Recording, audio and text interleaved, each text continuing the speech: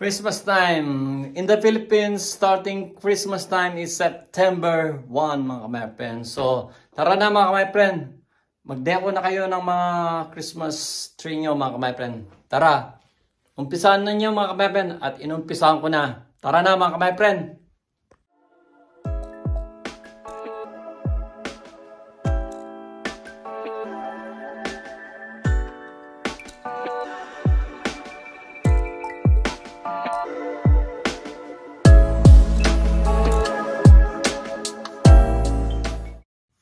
So hello guys, for today's vlog is of course yung continuation ng decoration natin sa Christmas tree natin mga ka-my-friend. Ito. So 6:30 na, maliwanag pa. So mag-start na tayo mag-decoration and then prepare na natin mga decoration mga ka-my-friend. Usually in the Philippines mga ka-my-friend, they starting decoration or putting a Christmas tree starting September 1.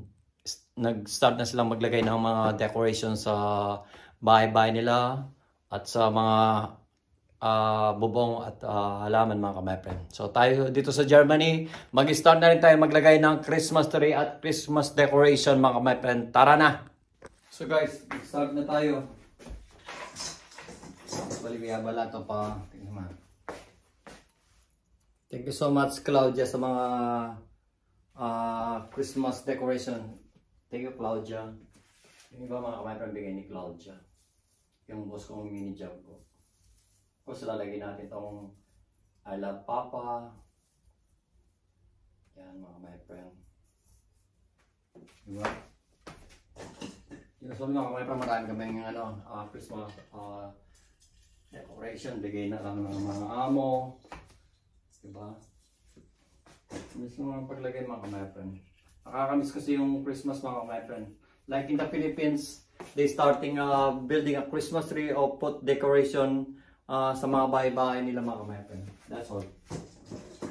Makamabasa ko ba't ang aga ng Pasko or traditional namin mga Pilipino mga ka-my-friend. Or maaga talaga kaming naglalagay ng mga Christmas decoration para mahaba yung Christmas namin. Of course, dito sa Germany, hindi nila agad sineselebrate yung mga mga ka-my-friend. So tayo, celebrate natin of course. Parang nasa Philippines ka lang mga ka-my-friend.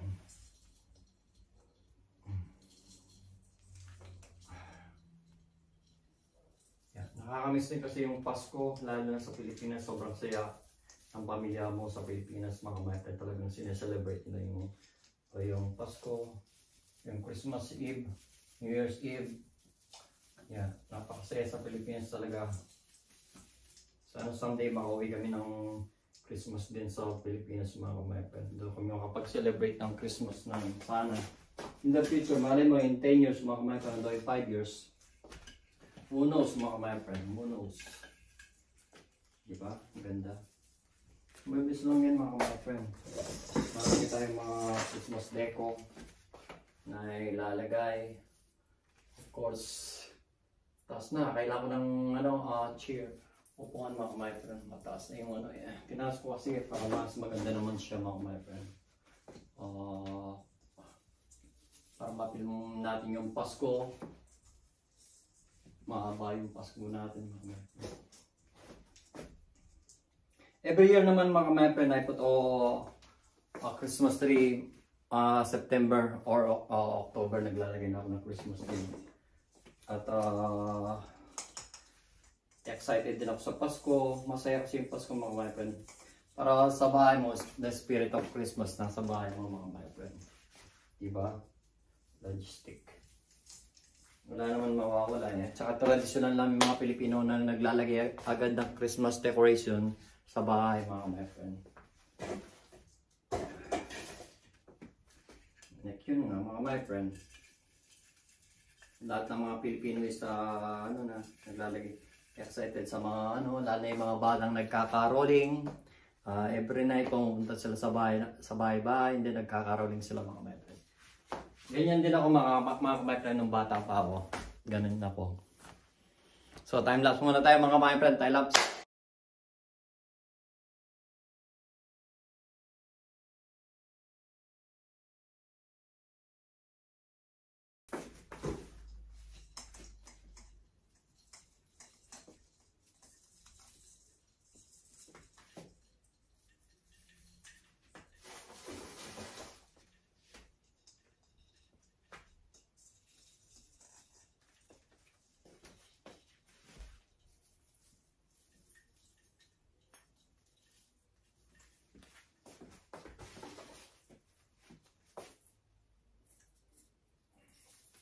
Pag matapos yung mga decoration natin mga my friend, then after that, lalagyan natin yung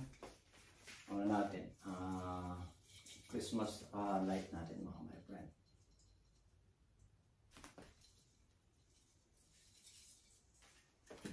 Marami tayong Christmas decoration eh. Ilang amo ko ito mga my friend. Dahil siya mahilig din siyang ano. Pag nakita niya yung nag-deco na ako ng Christmas tree mga my friend, gagawin na niya rin yun sa kanya. Promise. Promise mga my friend, promise.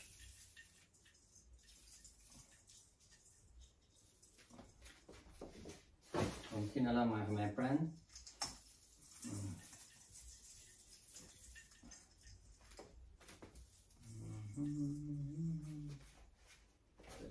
Lagyan natin dito.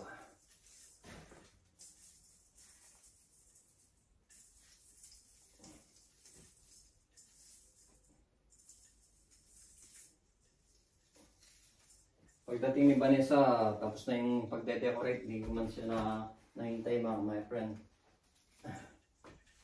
Diba, at least kakanta na lang siya mamaya mga my friend. Kakanta na lang siya ng ano, taas-taas. Sige mga my friend.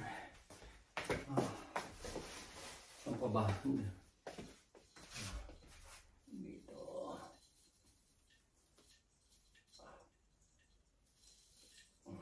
Si Mama Nini maglalagay na rin yan. Sabi sa kanya, maaga nila ilagay yung Christmas tree nila para masaya at yung spirit of Christmas ba. Yun ako yung mga mepo. So, tingnan natin. Marami pa tayo dito mga mepo. Tingnan natin dito yung mga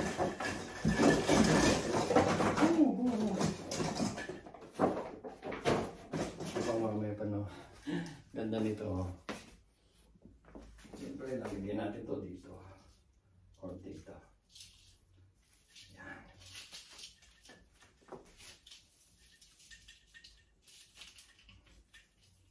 Diba? Ito rin, oh. Dami pa. Sorry mga meron. Ganito. Christmas. Ayan.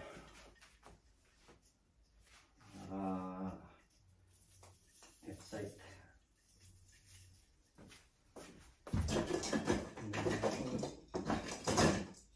Nagka-ano yung mga my friend. Ito ang ganda nito. Ito natin lalagay. Pwede siya ano. Dapat dito siya. Ayan.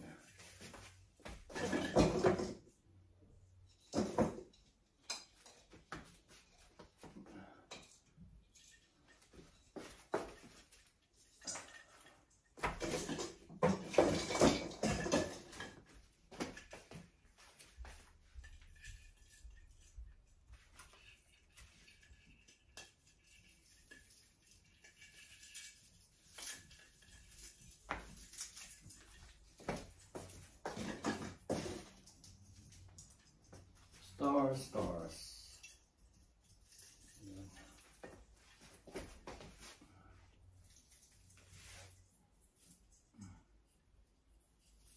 So guys, tapos na natin i-decorate. Ngayon mga my-friend, we will put the Christmas light mga my-friend. Yung ilaw niya, yung Christmas light, lalagyan natin dito mga my-friend. Like ganito. Pang ganyan. So guys, tapos na natin lagyan ng Christmas light yung Christmas tree natin.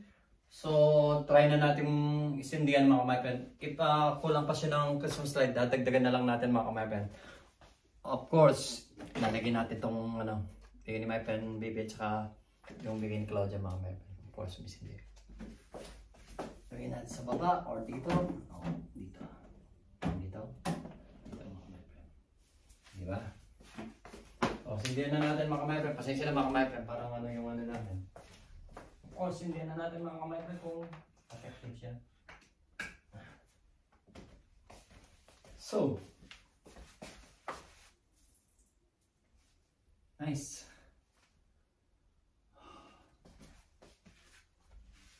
Ganda ng Christmas tree natin mga my friend. Siyempre yung ibang gumagawa ng Christmas tree mas bongga mga my friend. Bali yung sa atin dito sa Germany is simple lang yung Christmas tree natin. Pero sa ibang bansa, like for Canada, USA, sa iba-ibang bansa, mga Pilipino is nagde-design, nagde-decoration na rin, nagde-decorate na rin mga my friend. Gumagawa na rin sila ng Christmas tree nila, mga Christmas decor nila, all over the world mga my friend, basta Pilipino. Yan. Patayin nga natin yung ilaw mga my friend kung maganda siya. Talagang spirit of Christmas mga my friend. Perfect. Yes na mga my friend. So pagdating ni Vanessa nito mga my friend, magbibigla siya. Kasi tapos na yung Christmas tree natin mga my friend. Of course, lalagay din natin yung mga decoration natin doon sa bintana. Like, for example, sa mga my friend. Yung ano natin. Yung snow natin na ano. At saka of course yung ano natin. Yung kulakutin natin mga my friend. Lalagay na lang natin doon. And then next time na lang natin ipa-vlog pag nakalagay na lahat. And thank you so much mga my friend. And thank you so much for watching. At salamat sa pagsuporta sa aming YouTube channel mga my friend. Shoutout sa mga pamilya namin, sa mga kaibigan, sa mga dating katrabaho. For example, sa dati kong katrabaho sa Starbucks. Shoutout at shoutout din sa new family ko sa Rosalie Coffee and Bar. Shoutout din sa inyo, sa mga kasama ko kaibigan at mga subscriber namin, sa mga silent viewers namin kahit mababa pa yung viewers ko mga my friend is I pray na lumaki to at makatulong naman tayo sa Pilipinas kahit na mamigay lang ng kahit ng konting bagay lang mga my friend pag lumaki yung YouTube channel natin. So pag-suporta na lang yung Team Gomez Vlog mga my friend. Salamat, bye-bye. Yan na natin mahintay si Vanessa. Dapat siyang magtatakip nito eh. So next time na lang mga my so hanggang dito na lang.